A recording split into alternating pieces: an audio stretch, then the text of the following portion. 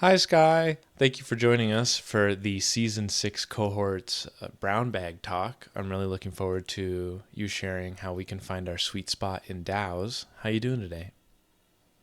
Great. Thanks for having me. Excited to be here with Raid Guild. Yeah, it's a pleasure to have you. So, what are we going to talk about today?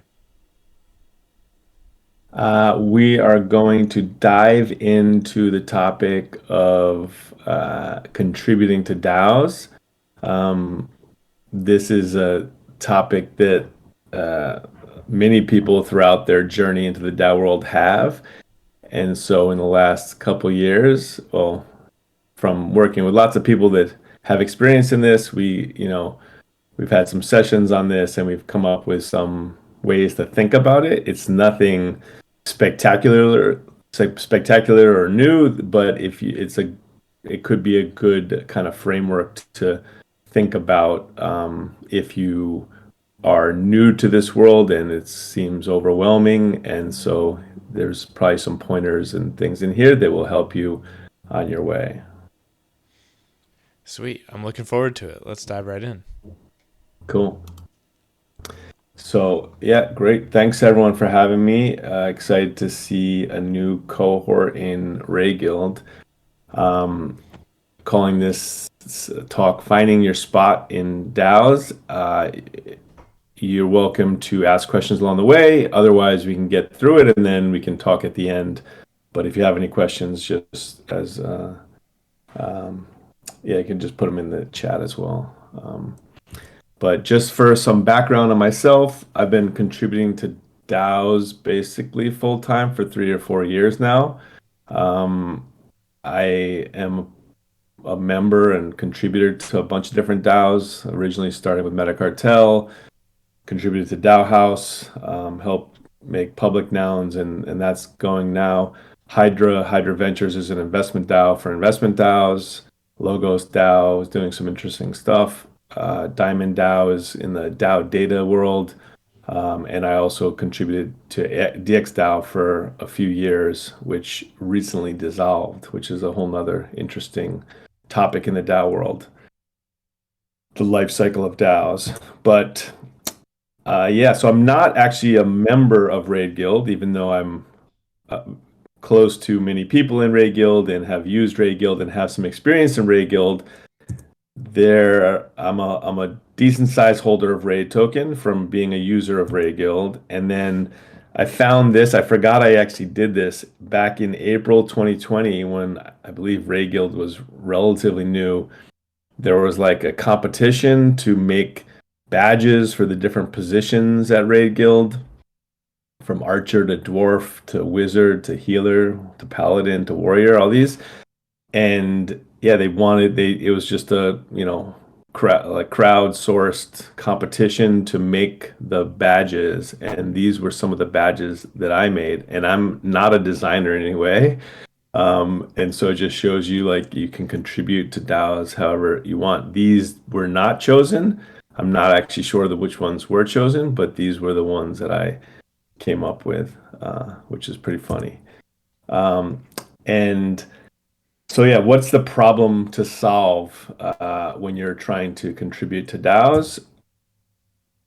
To start, DAOs are very can be very overwhelming because they're a very new thing. Okay, so they've been around for a few years now, but in the context of working and the world, this is all very new. So they're wildly new, interestingly confusing, brain-blowing, complex, and they're probably going to change the world, but we just don't know how and what. And I kind of make the assumption that most people that are interested in DAOs in the Web3 space are pretty interested in decentralization, and it's not always easy to explain why decentralized is good, but it's easier to look at, like, all of the centralized systems we have and see a lot of the negative things.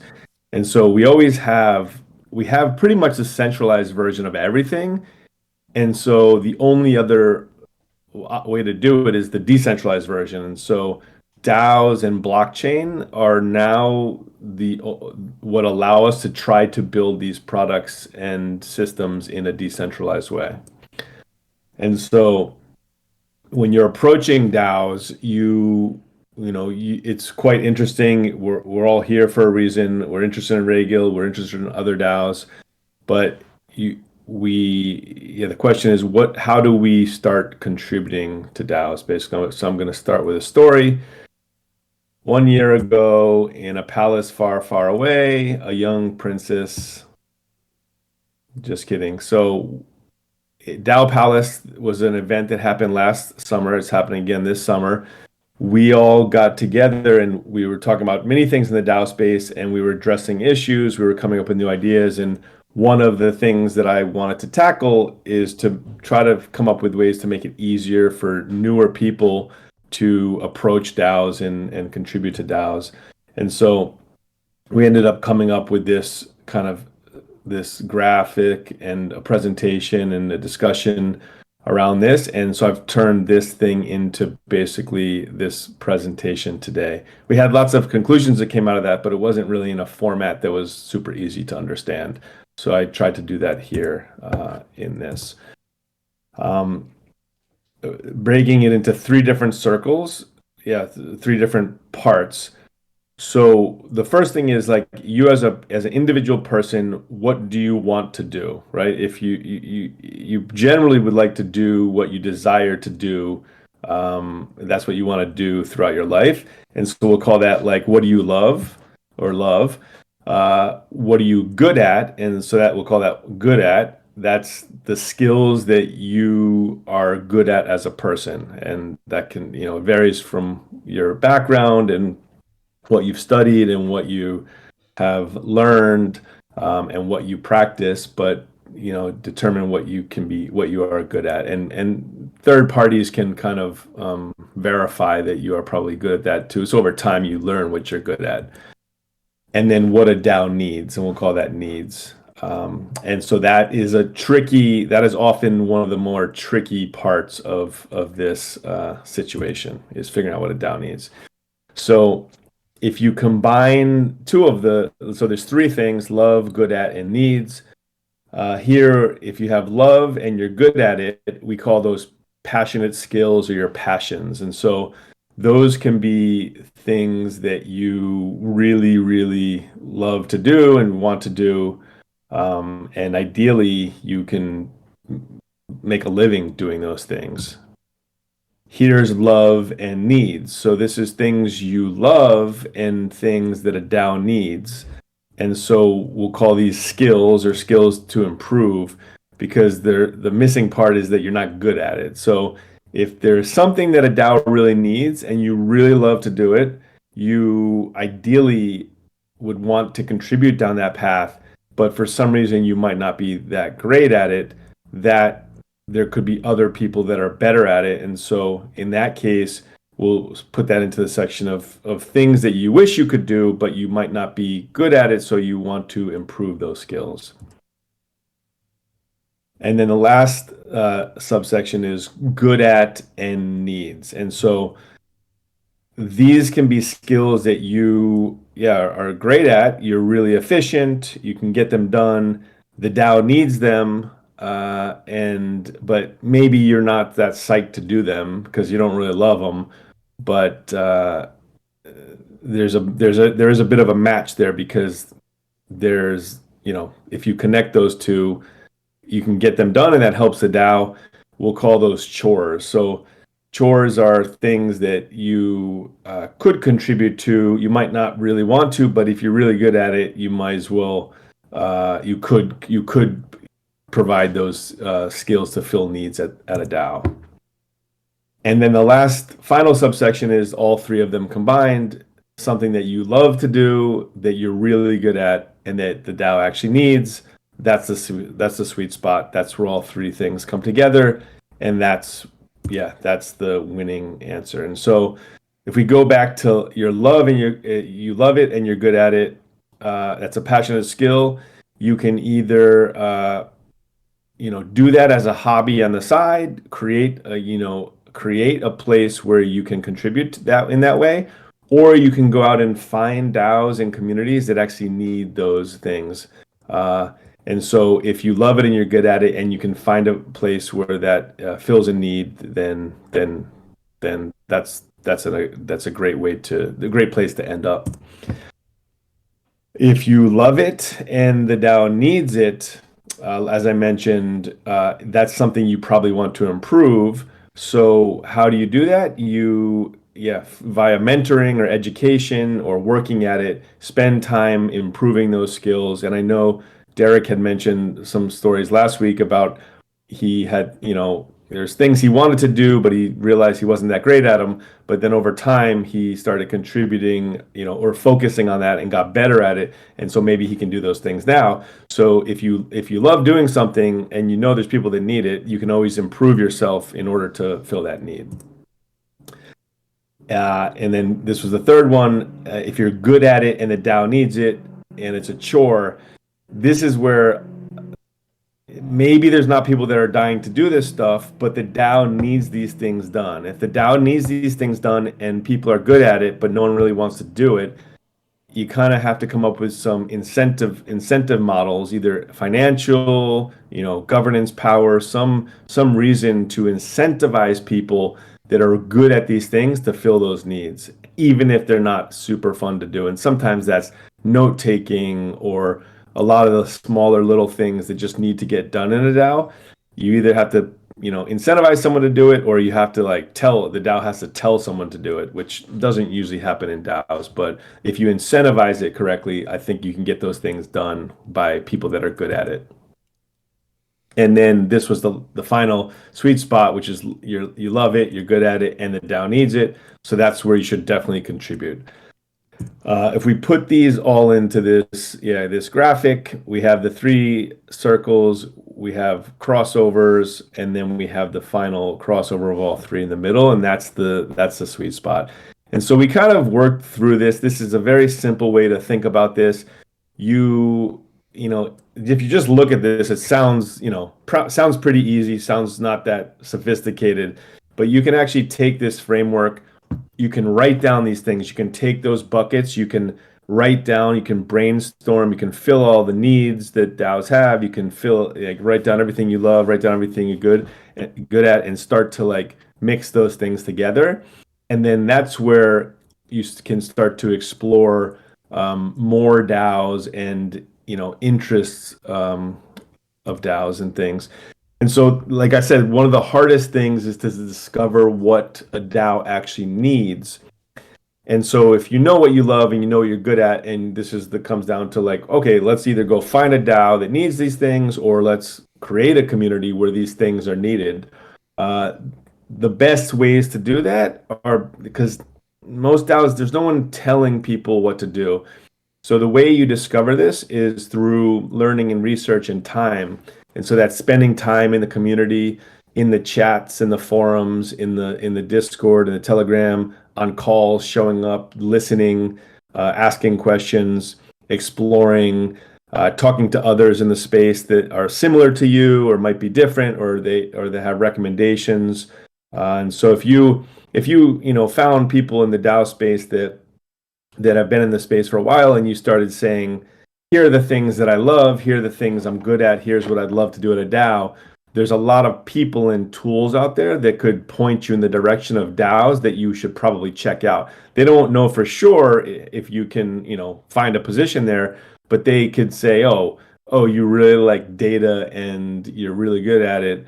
I think these 4 DAOs, these communities, do that stuff related to that, and they're growing. They might need people to focus on that.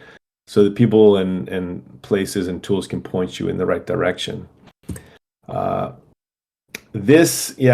after we had done this, actually later in the week, Trake, from an original contributor from the Yearn ecosystem, showed up, and we had told him about this, and he's like, oh yeah, I have a post about that stuff from early days or middle days of Yearn. And it basically bases on this concept of the ikigai in Japan, which is the concept of referring to something that gives a person a sense of purpose and a reason for living. And if you actually look at the graphic for this is Trake's kind of Twitter thread about this topic, it's a little bit of more of a complex version. Ikigai, which this graph on the left is this very, very similar. What you love, what you're good at, what the world needs, and what you can get paid for. So it's not specific to DAOs, it's specific to like, yeah, the world. And it has this additional circle of what you can be paid for. I guess in our example, the circle of what the DAO needs and what the DAO is willing to pay for are combined into one. But it's pretty uh, interesting comparison. This model was then taken to the DAO world, and so this is quite similar, but the sweet spot there is in the middle. You know, what you love, what you're really good at, what the DAO needs, and what you can get paid for. And so, you know, DAOs are, especially in this market, DAOs are in a sensitive environment. Some people are giving up on DAOs. DAOs have had troubles growing. DAOs have had trouble producing products. When there's not a CEO to like make hard decisions, the collective has to make those decisions. And sometimes the collectives are not great at making really tough decisions. We're kind of making an assumption that you can contribute to DAOs. You could earn, yeah, if the DAO has money to pay, they can pay.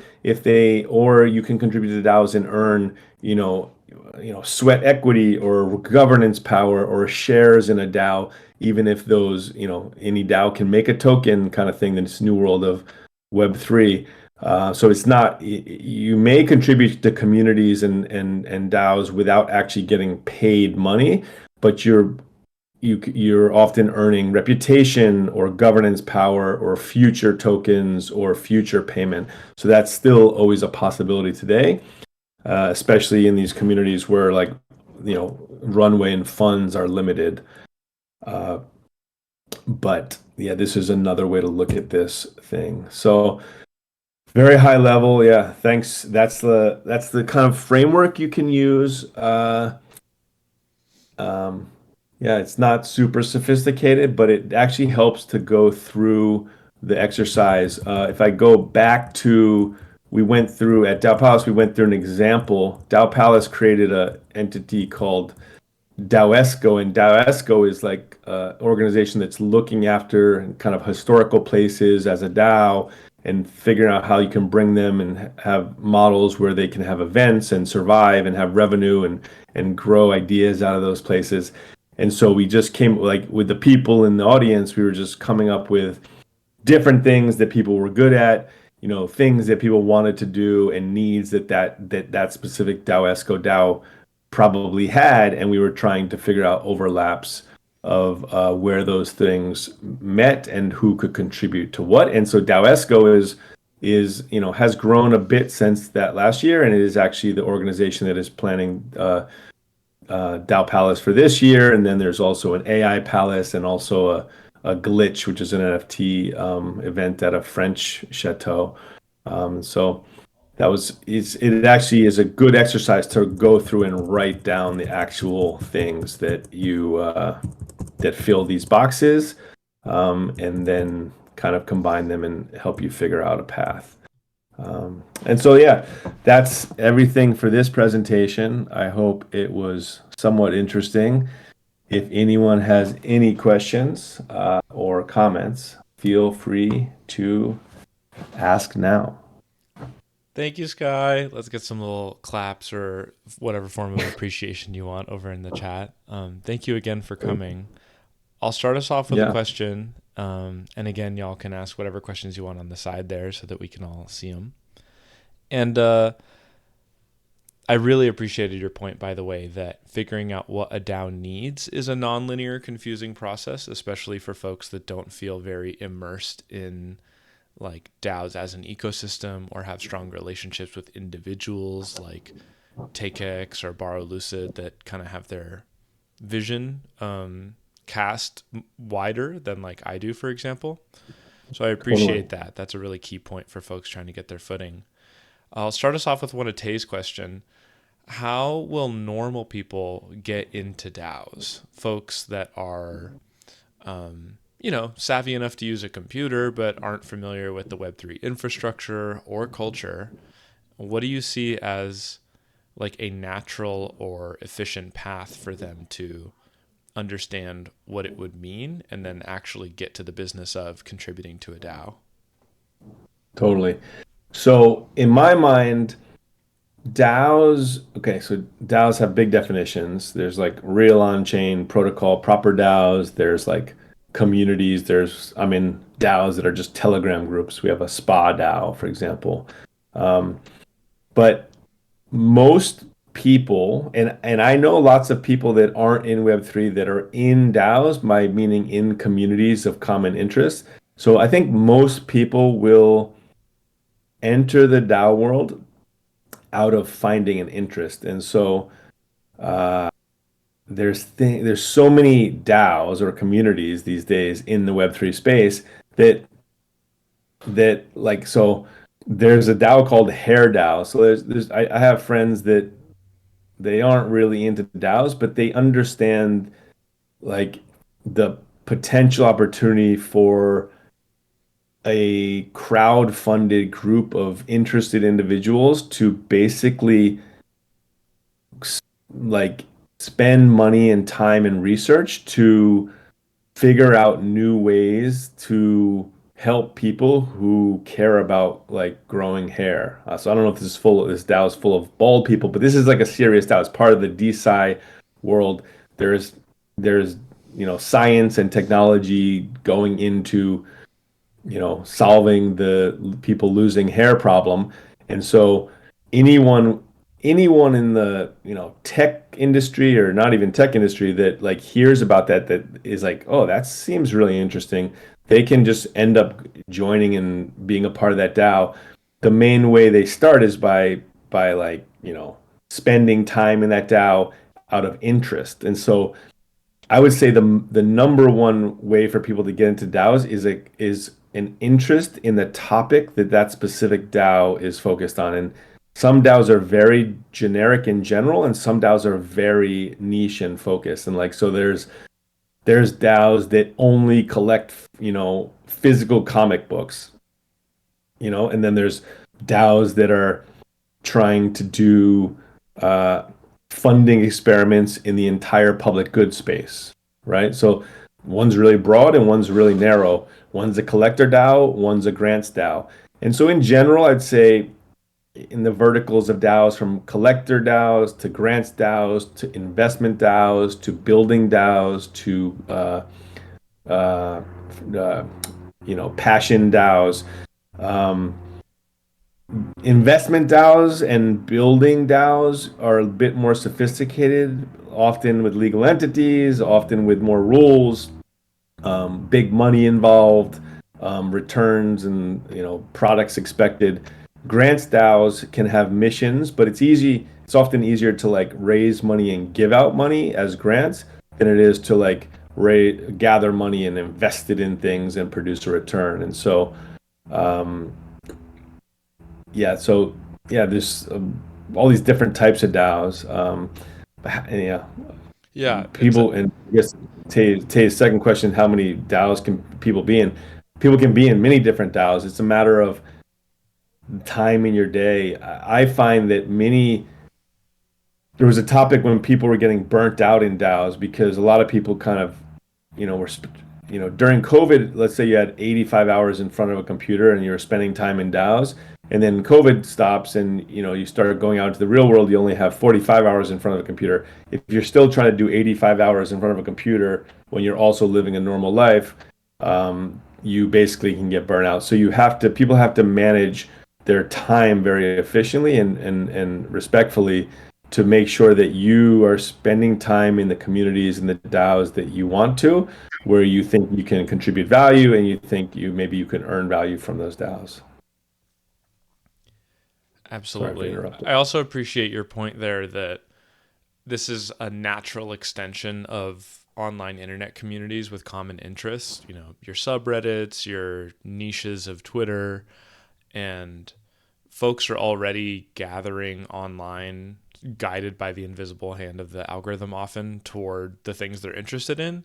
And so to find versions of those groups that collectively govern and own assets they can use to incentivize members to contribute to the groups is not actually a giant leap from where we already are. Talking to strangers about something you're interested in and developing a reputation online in that niche community. Yeah, But I go ahead. to most people I call DAOs, I use the term collective. Like I don't use like especially if they're not in the space, and even in the space, I say collectives because if I'm on a podcast or something, I'm talking about this group of people that are funding experiments in the public goods world, and I say DAO continually versus like decentralized collective or a collective of people. The collective of people just happen to be all around the world and they work on the internet together. It's more friendly to outsiders that might hear it for the first time. So it's decentralized collective is a nice term to use, I think. Hmm. And these collectives have, like you just said, these collectives have existed for many centuries, and they also manage resources together. They've just, when they manage resources, historically have always had to depend on central points of failure or central points of, they had to depend on central points of the system basically, and which are also central points of failure. And that is electing one person to manage the bank account, and like that person could run off with the money.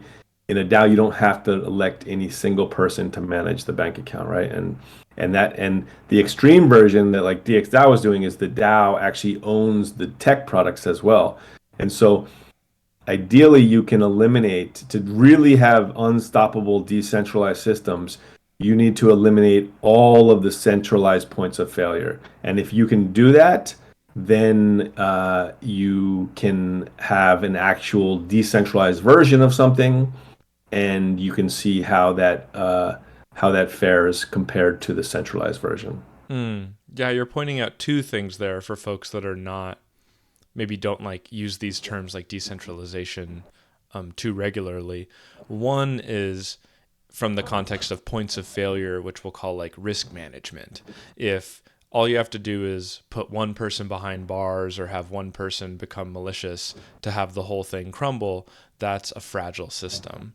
But then the other, assuming there's no catastrophic event, the other reason that's still worth doing is there's just like structurally and organizationally a greater sense of access and like the leadership structure. We often compare DAOs and what they're trying to do in terms of being a little more flat to centralized systems that are more hierarchical.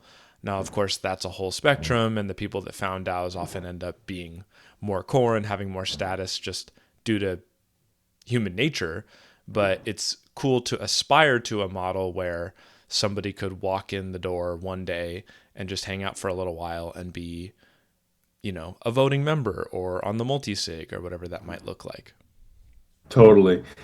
In my opinion, any system, product, brand, content creator, like any of these systems, if you have a way for early supporters to put time and effort in and feel like they have a stake and actually earn a stake, right? And that is a stake in the system where their voice and their vote actually matters.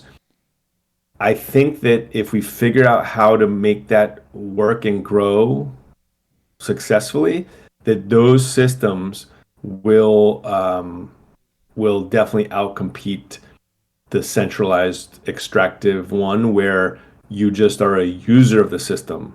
Like if you use a system from the start and you earn a say in that system, that seems like such a better idea than just you using a system from early days and someone else, a single person or a single entity owning that system. Hmm. Actually, this is a thread we can pull on to loop in Tay's question here. In Moloch DAOs, we differentiate between a voting share and a non voting share. Both entitle you to a share of the treasury, but only one of them gives you a voice, specifically to vote on on-chain proposals. So when we talk about how the ideal, which is somebody can walk into a DAO, usually a Discord server, and start contributing and making themselves known and acquire reputation and either buy some ERC20 or earn some, where does this process fall apart? Like, are there any specific examples or mechanisms by which this ideal does not come to life? Are there any examples of where folks are trying to pull that off, but then there are various either psychological forces or technical forces that are currently barriers to that vision coming true? Yeah, I believe that the best model for a DAO is to make sure that all contributors have a voice in that DAO, and that how the exact formula determines that voice is can be experimented with. But I like the idea, like just the traditional of system where you just have a liquid token, and that liquid token is the governance token, and anyone with money can come buy that token and take and get more governance power. That's just like plain liquid token governance. Those systems seem to not work that well. Depending on the really, really big ones are all right. They're not that well distributed. That's part of, Vitalik's Soulbound paper, which then this idea became way more popular. But like Moloch DAOs with share-based governance and like DXDAO, which was using DAO stack system, which is reputation token-based governance. There are DAOs out there that have been doing non-liquid token governance for a very, very long time. What we don't have is many communities and DAOs where you have a combination of the two. You have a combination of the reputation or non-liquid token governance plus liquid token governance. And so you either need both of them or you need either of them. And together you govern the system together, because the capital providers should have a voice, but then the people that earn their governance power should also have a voice. The ones where you earn become less attackable. But if you just have reputation-based governance, and the people that have the financial token don't have any governance, that also causes a conflict. And so we were calling it governance 2.0. There's some ways to do it with Moloch v3 using, I think, shamans and things. But I think the answer, and you start to see some other examples, like with Optimism, where they have the OP token doing one part of governance, and then they have like NFT holders of a bicameral system doing the retroactive public goods funding governance. But there is still no system where you have this well put together combination of the two types of liquid token governance plus non-transferable earned token governance together as one. And so I'm still waiting to see that, and hopefully that comes soon. Because we don't have any examples of that in practice, we don't know if it works and how good and bad it is. And so there's probably going to be some problems with it, but you can actually tweak, let's say instead of it being 50-50, it's 60-40, or you actually need both. You need to have bought in to the with capital, and you also had to earn some governance from the system. And if the combination of the two gives you X governance power, and then that's how you govern the system with everyone else. And then the other really important thing for me is that your actual vote actually takes action. So a lot of systems out there, you have a token, and they're using that token for signal voting, but that actually signal vote, like on Snapshot, doesn't action in most cases doesn't action anything. If your vote doesn't action something, when things get contentious, you can vote it, you can signal something, and then someone who controls the multi-sig can do something else.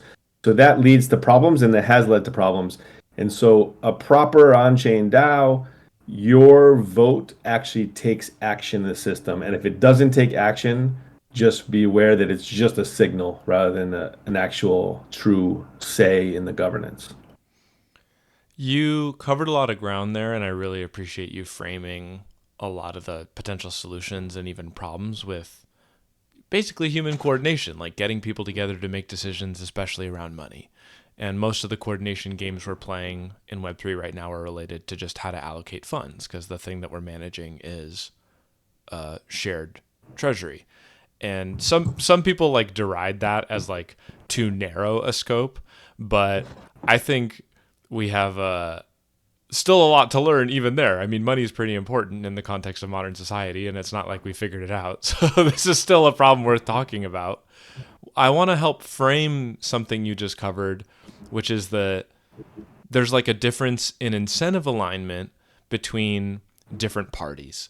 Like, especially in the context of here's a pile of money, what are we going to do with it? Or more specifically, a subset of people say, can I please have a chunk of the money? Seeing how the game theory plays out of whether and how people voice their support or opposition to that is what it means to participate in DAO discussions a good chunk of the time.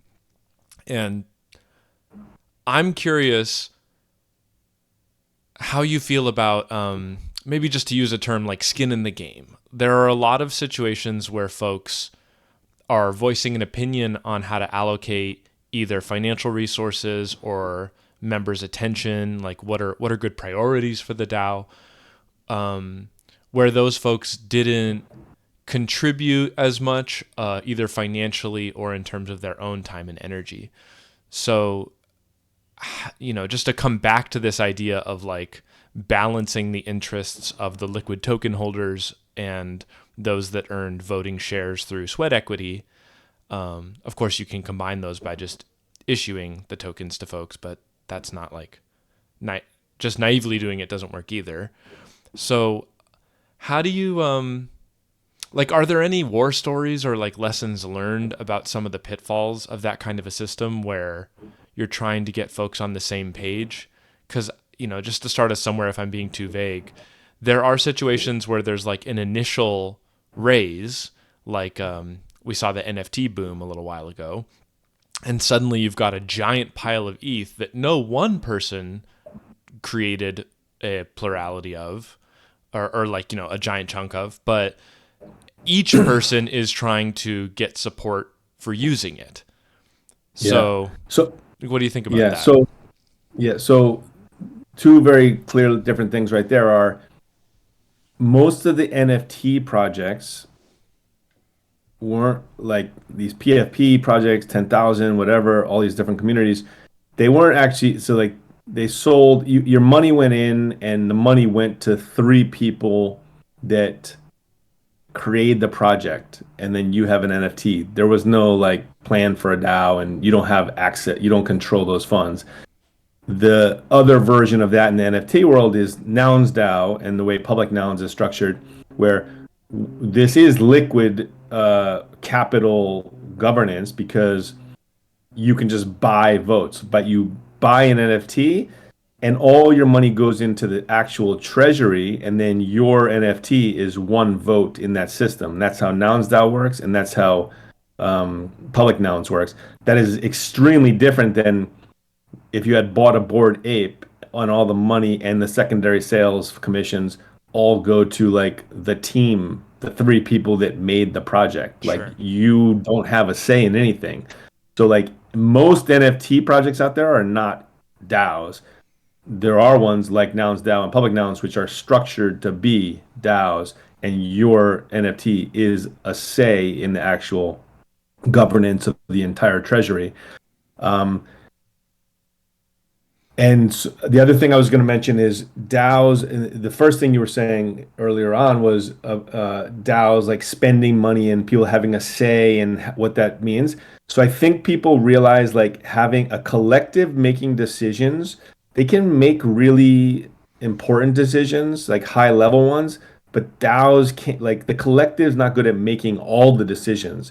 And so we have already learned that DAOs need to get really good at delegation. And delegation means granting power to a smaller group with power and or money, but then being the DAO can take that back. So either you say, we have this idea, we're going to build something. The DAO, instead of the DAO building it, the DAO is going to hire this team of 3 people that made a proposal, and they're going to build it. And we're going to delegate all of the decision making power over the next 3 months, 6 months with their milestones, and we're going to give them capital over the time, and they're going to build that thing, and they're supposed to deliver that to the DAO. We know that delegation is important.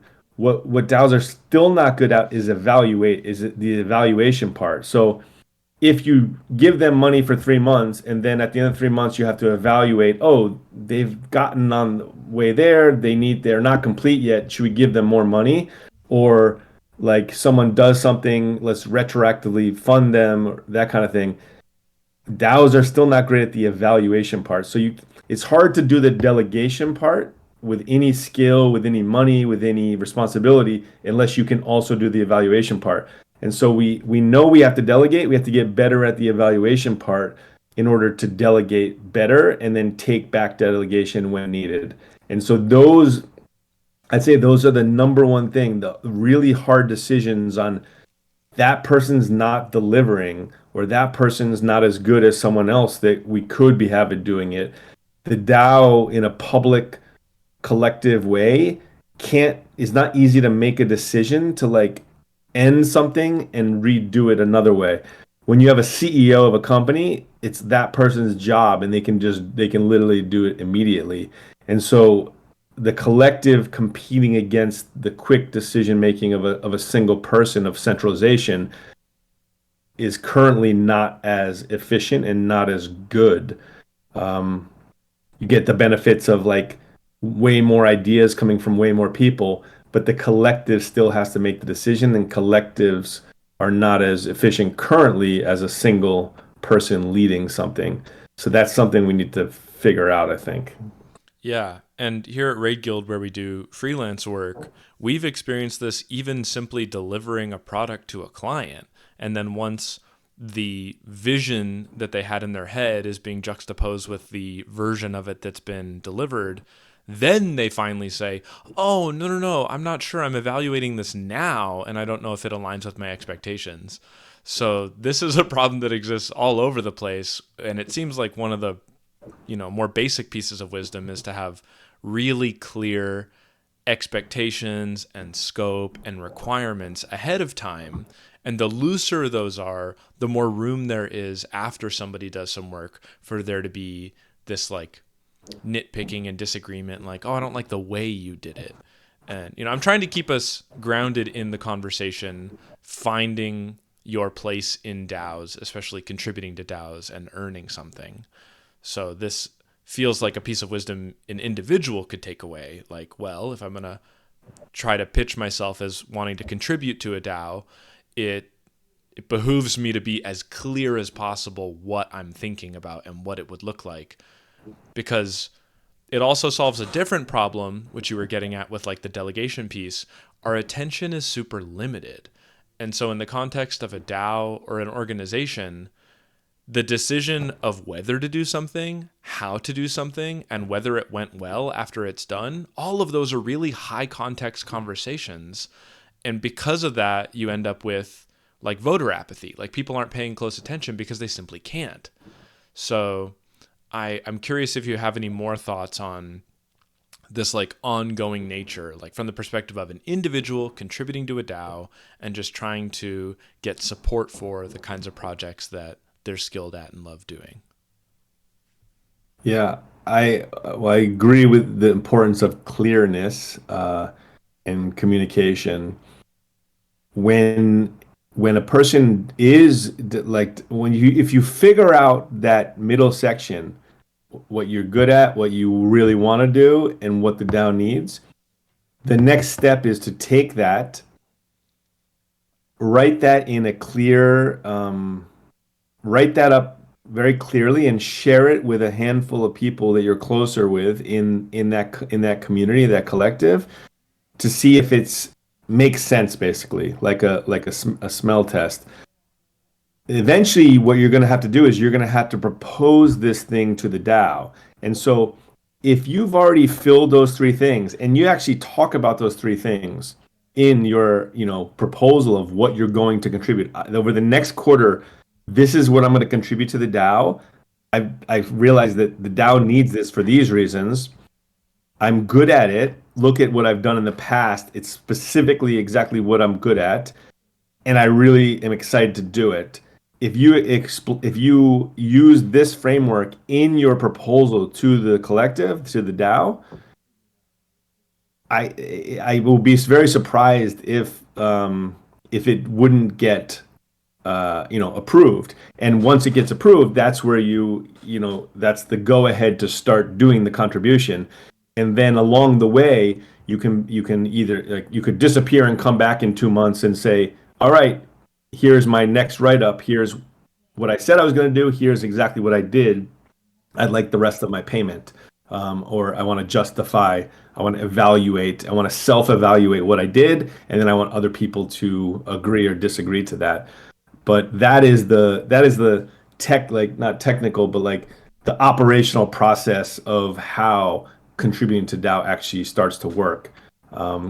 Raid guild and missions and whatever, that's going to be a slightly different, because you have these outside clients.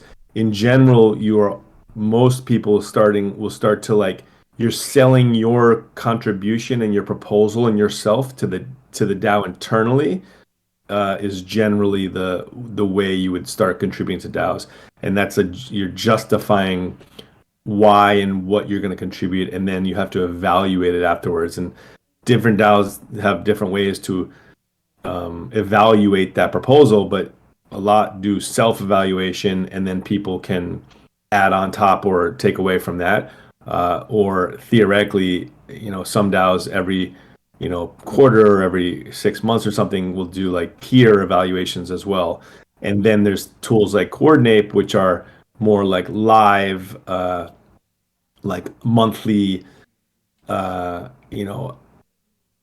systems to basically divvy up payments based on contributions that people as a group decide as a collective. So there's lots of different ways to do the evaluation, but in general, I'd say that's one of the things that DAOs need to get a lot better at. I appreciate that. Does anyone have anything else they want to get Sky's thoughts on before we thank him and let him go about the rest of his day? So you're going to be a Raid Guild meetup in Paris? Okay. Swade, did you have one? I saw you typing. Okay. I was just going to say that in the Lighted Up DAO that I was involved in, I noticed that there was a real reluctance for anybody to call anyone else out on their performance, and so I saw that problem myself. Sure. Yeah.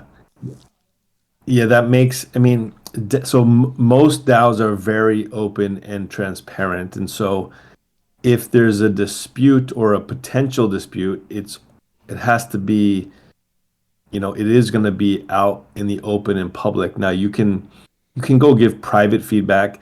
There's not great systems yet for like peer to peer. Like, imagine Coordinate peer to peer, but all ZK, like zero knowledge. So a private version of evaluation where everyone's evaluating everyone in a private way. That also has its own problems, but DAOs run on initiative. So if there's an idea you want to bring through a DAO, either your own proposal or a new idea that the DAO should act on or something, you basically have to. It's like passing a bill through Congress, right? But it's way more efficient than going through Congress. But you have to gather support, and you have to refine that idea. And at the same time, if you're gonna like put your say behind it, if other people disagree with it, it's your say against their say. In evaluating people and how things should go, be evaluated and changed and altered. Like, if someone is going to dispute something, they have to really be willing to dispute it. And so I think one way DAOs it's a little bit extra fluff, but like if there's someone who's not great at something, rather than like fire that person and bring on someone who's better, that's hard for a DAO to do. But what a DAO could do is attract lots of contributors. And so if there's someone lacking in some area and the DAO attracts more people and those people end up over time being better at that, I think the better people get rewarded and the better people end up staying, and the people that were not at producing as much will bleed out of the DAO. And so there's a bunch of overlap versus like, a tech company or CEO might just fire and hire.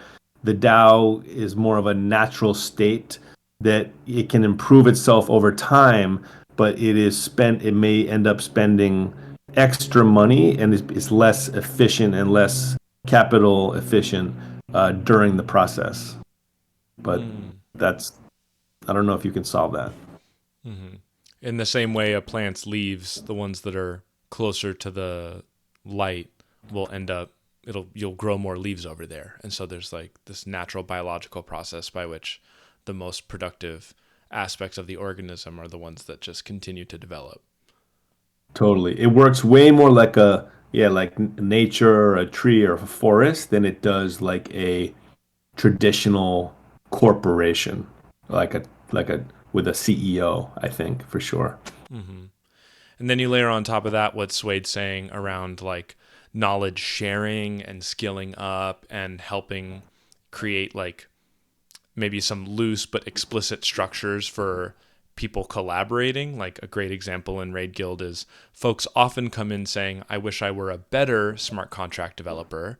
And so you don't want them to be the only point person responsible for creating smart contracts for a client, but you do want a mechanism by which they can improve those skills so that they could in the future deliver smart contracts to a client.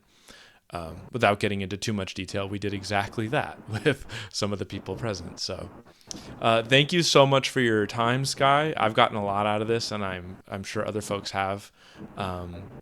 Is there anything you want to leave us, like some parting words of wisdom? Yes. There is a future world, but there is no one state. It's going to be made up of many different possibilities. And so if you want to learn about this, it's called the Pluriverse. And on MetaLabel, just about an hour ago, an amazing digital and physical record dropped with really cool like text-ish material and sounds and music combined into a digital and physical record is now on sale on MetaLabel, and MetaLabel is super cool. And so if you're interested in that, go check it out. It was produced and organized by Travis, who is here. And it had and the artists involved all came together and created this amazing project. So yeah, spam the soundboard for sure. Well, thanks again for stopping by, Sky, and for announcing the sweet drop of the vinyl. I think it's a vinyl, right? Yeah. Really appreciate you and all the work that you're doing across the metaverse. Every time I bump into you, I leave like feeling a little chiller and a little more like, you know what, this is hard and complicated, but we've got good-natured people thinking hard about it, so we're going to get there. So thanks for everything you're doing. Totally. And keep experimenting, even in the Raid Guild cohorts, and these like come up with new ideas, new ways to do things. We need more experimentation, because when the market's like this, people get down, they're like, oh, none of this is going to work, we don't have money. But if we keep experimenting, we'll figure out how to make these systems better, and then eventually I think they'll outperform the centralized systems. So everyone has to keep experimenting for sure.